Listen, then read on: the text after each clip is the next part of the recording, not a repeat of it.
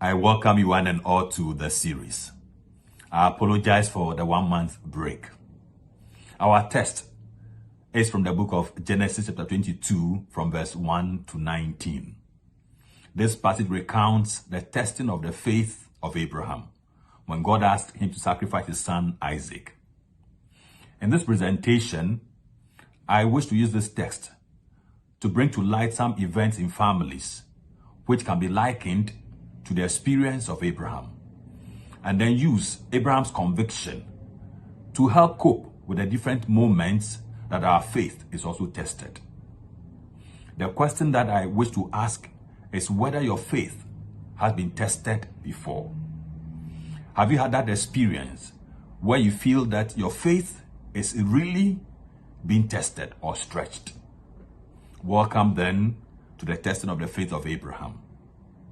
The first point for consideration is a request from God to Abraham to sacrifice his son Isaac. From the text, to be precise, the verse 2 says, and I quote, "Then God said, 'Take your son Isaac, your only one whom you love, and go to the land of Moriah. There you shall offer him up as a holocaust on a height that I shall point out to you,'" unquote. God himself acknowledges that Isaac is not only a son, or just a son for that matter, but Abraham's only one that Abraham loves. One that Abraham loves, yet is the one that must be sacrificed. Is God for real? How realistic is this request? Reflecting on this, remember that it took 25 years for this son of promise to be born. Can we imagine that after we have longed for or waited for that particular thing for years, then when it finally comes, God later tells us to let go of it? Think, for instance, about that dreamed position at the workplace, or that male or female child, or that partner, or that property, and what have you. Normally, we know that after years of hard work and struggle for that particular thing, when it finally comes, we hold on to it tightly and treasure it. Yet, Abraham is being asked to let go. Faith is really being tested. The name Isaac, as we know, means laughter. The implication is that this is the child whose presence brings laughter to the family.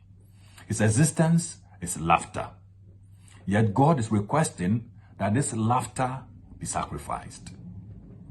Imagine that that family member who is the source of laughter for the family is trapped with COVID-19. I remember the story of this woman who had had a bad marriage. For years, she was in this marriage that brought her much pain to the point that her sense of self-esteem diminished. After that marriage ended, she finally found the man of her dream. Her lost image was restored, and everything was just fine. She began to glow to the admiration of family and friends. This new person in her life brought her laughter. But unfortunately, the man died after 5 years of the marriage. Her Isaac was gone. Her faith was really under great test. We can therefore imagine what was going on in the mind of Abraham when on the way to Moriah, Isaac said to him, "Father, here are the fire and the wood, but where is the sheep for the holocaust?" This is a real test indeed. The source of laughter is going to be sacrificed. How will the vacuum be filled? Who will in fact fill that vacuum? As we look into our families or into our relationships, it's possible that that which is the source of laughter is being sacrificed. The faith of the family is indeed tested. What do we do? How do we manage? What should a family do when there is a crisis of this nature? When the faith of the family is under attack, what is the way forward. The truth is that it is always an excruciating experience. It's important we acknowledge it. The crying and the grieving are all part of the management process. From the faith perspective, I find inspiration in the response that Abraham gave to his son when he said to him in the verse 8, and I quote, "Son, God himself will provide a sheep for the Holocaust." What Abraham is probably telling us by extension is that God gave Isaac to him. And that if he's demanding a Holocaust of Isaac, then he will take care of the future. This was his conviction.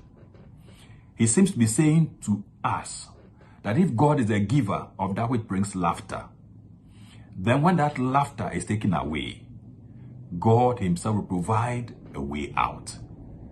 This is the mystery of our being, which is always difficult to explain. The key point here is that in the midst of family crisis, or any time that faith is tested, we should never forget Genesis chapter 22, verse 8, and I quote, "God will provide," unquote. And in Hebrew, it is Jehovah Jireh. I wish to therefore conclude on the note of the inauguration of the 46th President of the United States of America, Joe Biden Jr. He is a man whose faith was tested when in 1972, his wife and daughter were killed in a car accident. Then in 2015, what happened? Another tragedy hit him when one of his two sons, who had survived the crash, died of brain cancer. These, though very painful and tragic, have made Joe Biden, according to his friends, more relatable, more authentic, and more empathetic. Today, God has provided him with a new family. And not only that, but the whole United States of America. He is now the president. The truth is that whenever faith is tested, God will always provide a way out. For he is the Jehovah Jireh. God bless you.